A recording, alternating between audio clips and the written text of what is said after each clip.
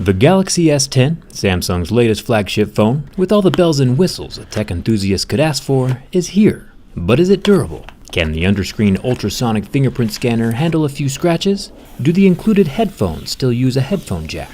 There's only one way to find out. Let's go. Wait, no, that's not it. Let's get started.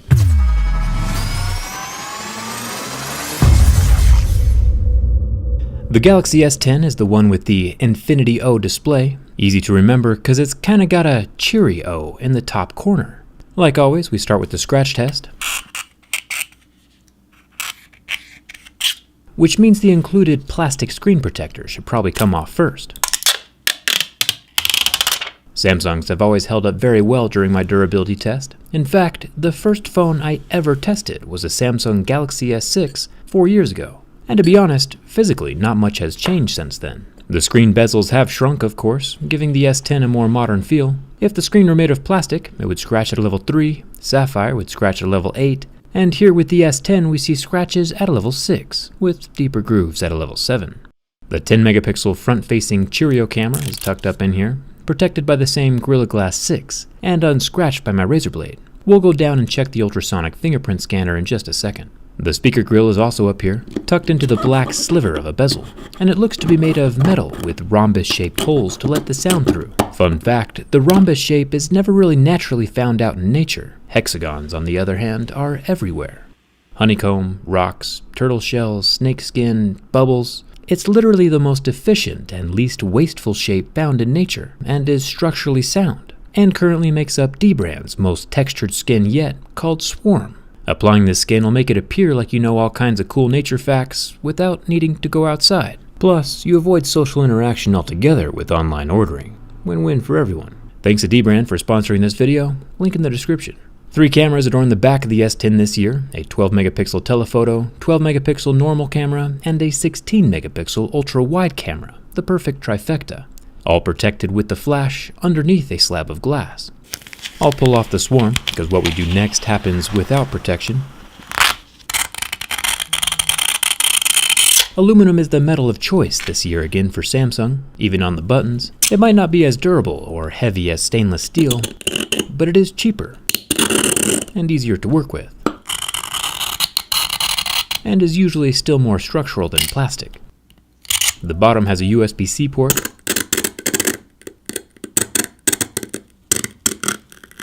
that can connect with a keyboard and monitor to act like a PC with DeX. It also still has a headphone jack that can accept credit card readers or external microphones and headphones. Good guy to have around. Bixby is still here, but supposedly can be remapped now to activate another app. Thanks, Samsung. The buttons still come out and are actually purple inside this time. Purple might not be my favorite color, but it's consistent on all the buttons. Each of them have the same purple niblets. No purple on the SIM and expandable SD card tray though.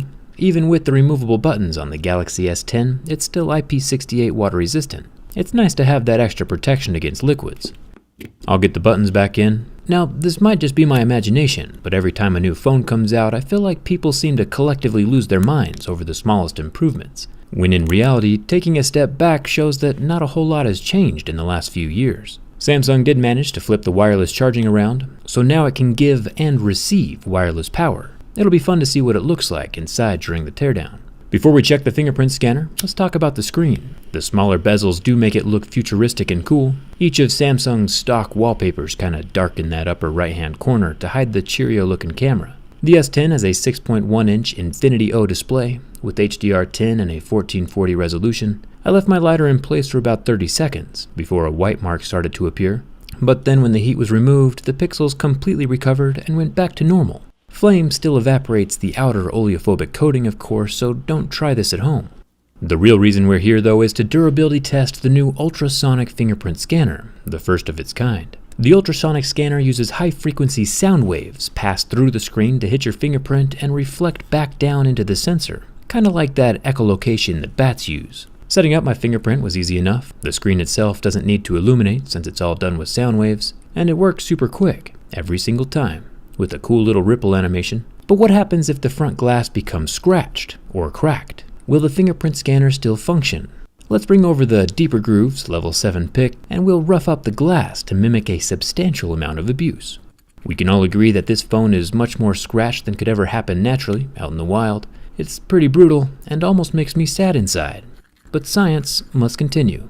Even with the heavy, unrealistic abuse, the fingerprint scanner is able to read the high-frequency sound waves bouncing from my already programmed fingerprint and unlocks the phone every single time with no struggles. Thumbs up for that. It's good to know that normal scratches will never inhibit the fingerprint reader. We'll check and see what happens with cracks in the glass in just a second. First, we gotta try the bin test. With only minor changes to the overall glass sandwich design in the last 4 years, Samsung phones have always been super solid, and this Galaxy S10 is no exception. Whether pressure is applied from the front or the back, there is no flex to the phone, and no glass separation on the back panel or the front screen. No kinks, no cracks, and no damage done to the water resistance of the phone. The Galaxy S10 passes the bin test and is an impressively solid phone. What happens though if there are cracks over the ultrasonic fingerprint scanner? Would cracks be enough to deflect the sound waves and disable the fingerprint scanning? Let's bump things up to a level 8. Beyond scratches and deeper grooves, this level 8 pick creates gouges that only Sapphire can resist, effectively imitating cracks in the glass. The glass directly above the scanner is a mess now, and unfortunately the fingerprint scanning ability is not able to function, completely unable to recognize my fingerprint. The ultrasonic fingerprint scanner is out of order. Yeah, I can draw a pattern and use the less secure Face ID, but the fingerprint scanner is no more. A while ago, MKBHD took sandpaper to scuff up the glass over an optical in-screen fingerprint scanner, and afterward it still functioned just fine. So when comparing the two side by side, my initial impression is that the ultrasonic scanners, like the one in the S10, are more affected by scratches than an optical scanner would be. Either way, technology is pretty cool. If you want a feature-rich, premium smartphone with all the bells and whistles currently available, the S10 is the phone for you. But it's kinda also just another rectangle with marginal improvements over last year's phone. I'm gonna keep using my Galaxy S8 Plus for a little while longer. I don't feel the need to switch just yet. You can always plop a skin on your old phone and pretend it's new, and then take that $1,000 you just saved and fly to Hawaii and back. Who knows, maybe nature is worth visiting. Feel free to spam my Twitter with natural hexagons if you go outside, and use your fingerprint to hit the subscribe button. Thanks for watching. I'll see you around.